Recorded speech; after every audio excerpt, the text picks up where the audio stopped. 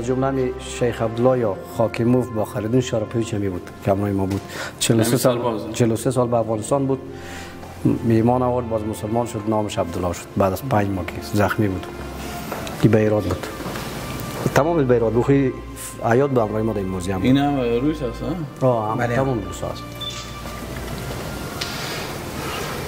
شما اینا مفقود شده ها؟ اینا مفقود شد صرف در هرات مفقود شده بودن این دست خطایی است که بین شوروی و بین مجاهدین مثلا قماندانای جهادی رد و بدل شده بود یا عقب نشینی خط بوده یا اسرایی که پیش شوروی بود از مجاهدین یا از مجاهدین پیش شوروی بود تو لیست روان کردن یعنی اسیدار براتون تبادله می‌کنن 1367 اما دکتر اسماعیل خان نوشته که برای امیر اسماعیل خان نوشته اصلا دکتر اسماعیل خان خود مشاورین داخلی داشتن اینا خط که دست خطایی بودن که الله رسول کنم جانگیری بدش بفرمایید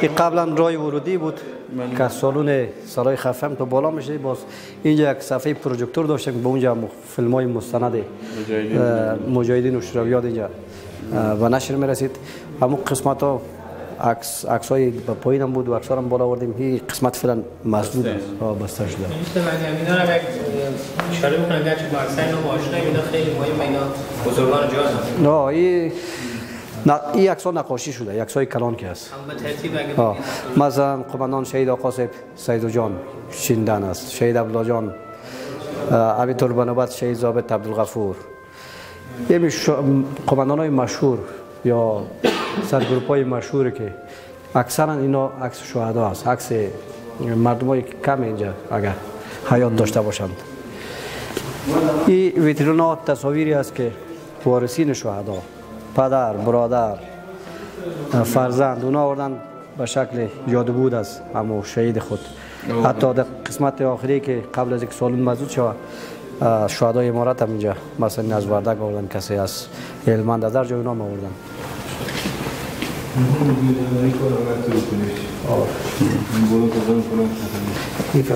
این تلفات افغان است این فرمانده عمومی است که آخرین جنرال گروموف بود جنرال گروموف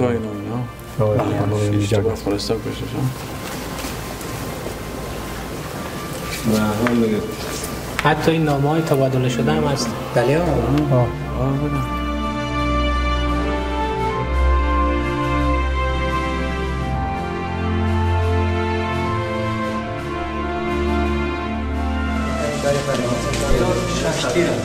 اینو داره از دانشش از 50 سال مثل هر اولیه دیگه سالای 6 تیر از غیر اتوماتیک این سالای 1500 متر میزنه 1500 متر هدف میزنه یعنی شاید دورتر این سالای 11 تیر است این سالای غیر اتوماتیک 1950 متر هدف میزنه و در 1910 ساخت انگیزاست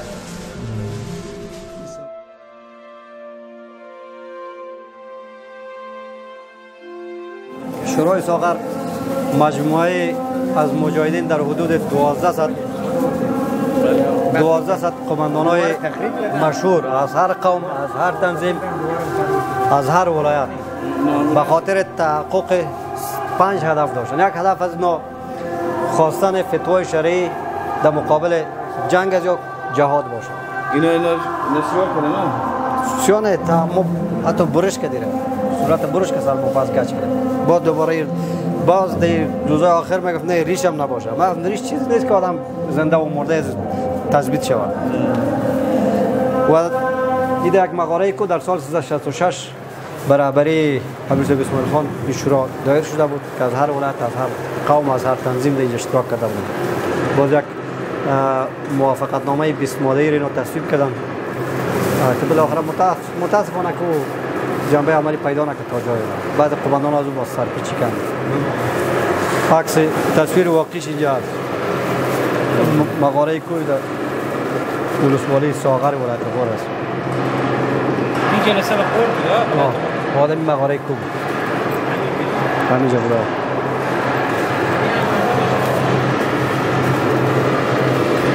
ما شما در بیرا دیگه تشریحات میدیم. بالا 8 دروازه داره. 8 واقعه مهم تاریخی که شامل حال هر قریه، هر ولسوالی، هر ولایت شده است.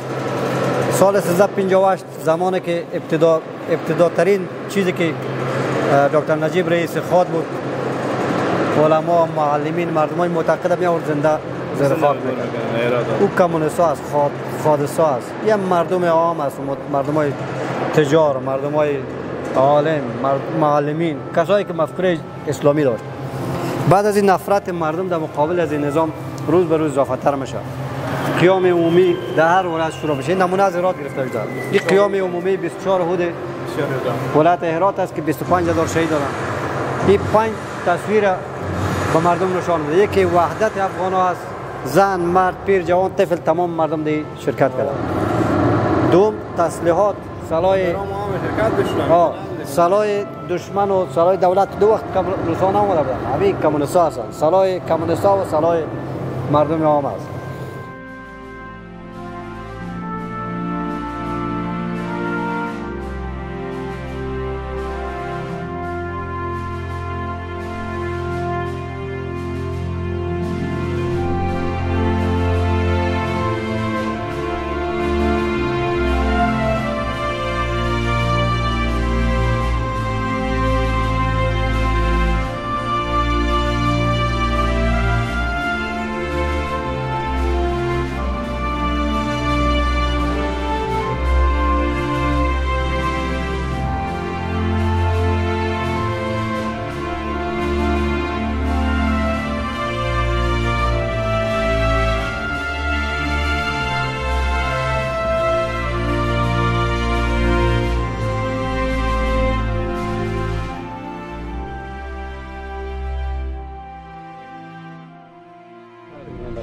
این زکویک است. زکویک دو مدل توسط فایر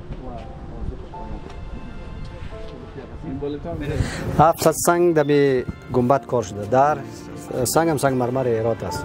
در سنگ مرمر سه شهید تاریخ شهادت، عمر و قریه و ولسوالی ذکر شده که مجموعاً 2100 نفر در گنبد ذکر است. نامای از و اسمای از او حقوقی شده. و در کمربند از یک مصرع شعر از شاعرای مشهور در مورد جهاد و وطن دوستی و قربانی و شهادت و تذکر داده شده. هم طرف